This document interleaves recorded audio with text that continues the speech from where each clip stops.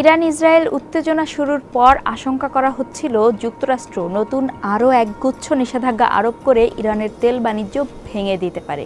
কিন্তু সেই পথে যুক্তরাষ্ট্র তথা পশ্চিমারা এখনও হাঁটেনি। যদিও দেশটির তেল রপ্তানির ওপর আগে থেকেই মার্কিন নিষেধাজ্ঞা রয়েছে, এখন উল্টো তেল সমৃদ্ধ ইরানের তেল রপ্তানি এই বছরের প্রথম 4 মাসে গত 6 বছরে হয়েছে সর্বোচ্চ পরিমাণ।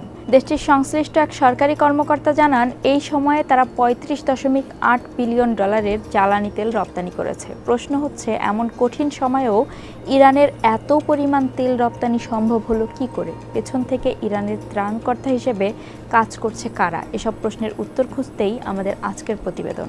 আপনাদের সঙ্গে আছি আমি রুকাইয়া জহির।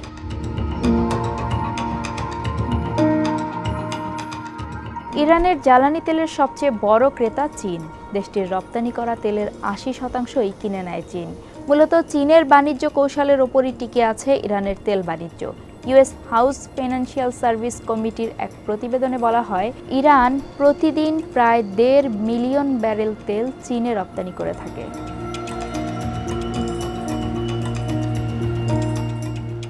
এমনিতেই চীনের প্রবৃদ্ধি ঠেকাতে নানান রকমের বাণিজ্য নিষেধাজ্ঞা দিয়ে চীনের বেহাল দশা করে রেখেছে যুক্তরাষ্ট্র। এরপর ইরানের কাছ থেকে এত বিপুল পরিমাণ তেল আমদানি করলে আরও মার্কিন নিষেধাজ্ঞার ঝুঁকিতে থাকে এশিয়ার পাওয়ার হাউস খ্যাত দেশটির। তবু ইরানের পথ ধরেই পথ চলতে চাইছে চীন। কারণ একটাই, চীন জানে কিভাবে ব্যবসা করতে হয়। যেখানে লাভ তারা সেখানে ঝুঁকি নেবেই। দিন শেষে যে অর্থই সব, আর ইরানের মতো এত ভালো মানের তেল এত কম দামে তারা কোথাও পাবে না, এটা চীন ভালো করেই জানে। ডেটা ও অ্যানালিটিক্স ফার্ম KPLR এর সিনিয়র অ্যানালিস্ট হুমায়ুন ফালাকশাহী জানান, ইরান তাদের ক্রুড অয়েল ব্যারেল প্রতি অন্তত $5 থেকে $13 পর্যন্ত কমে বিক্রি করছে। এছাড়া ইরানের অর্থনীতিকে সহায়তার মাধ্যমে চীন মধ্যপ্রাচ্যে যুক্তরাষ্ট্রের সামনে একটা ভূ রাজনৈতিক ও সামরিক চ্যালেঞ্জ ছুড়ে দিতে চাইছে। এটা এমন এক সময়ে ঘটছে যখন ইসরায়েল যুদ্ধ নিয়ে বিশ্ব উদ্বিগ্ন এবং এই যুদ্ধে সমর্থনের দায়ে অভিযুক্ত যুক্তরাষ্ট্র।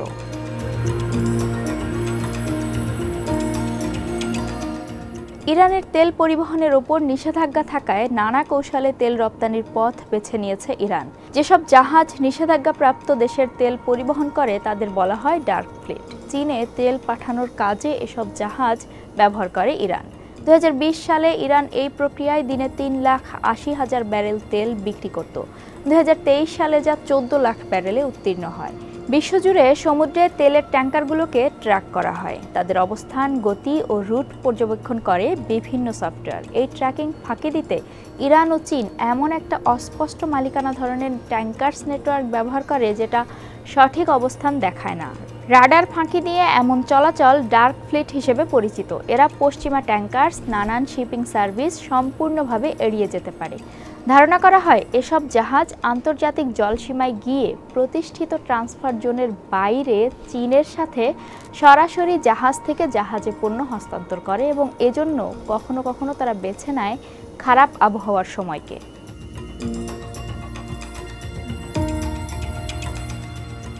জাহাজ পরিবর্তনের পর এই তেলকে নতুন করে ব্র্যান্ডিং করা হয়। দ্বিতীয় জাহাজটি মালয়েশিয়ার সমুদ্র সীমা থেকে আসে এবং এই তেল তারা চীনের উত্তর পূর্বে পৌঁছে দেয়। এতে মনে হয় যে এই ক্রুড অয়েল ইরান থেকে নয় বরং মালয়েশিয়া থেকে এসেছে। ইউএস এনার্জি ইনফরমেশন অ্যাডমিনিস্ট্রেশনের পরিসংখ্যান অনুযায়ী 2022 সালের তুলনায় 2023 সালে চীন মালয়েশিয়া থেকে 54% বেশি তেল আমদানি করেছে। তবে মালয়েশিয়া চীনের তেল রপ্তানির যে হিসেব দেখিয়েছে তা দেশটির মোট তেল উৎপাদনের চেয়ে ঢের বেশি। আর এই কারণেই ধারণা করা হয় মালয়েশিয়া আসলে ইরানি তেল রপ্তানি করছে।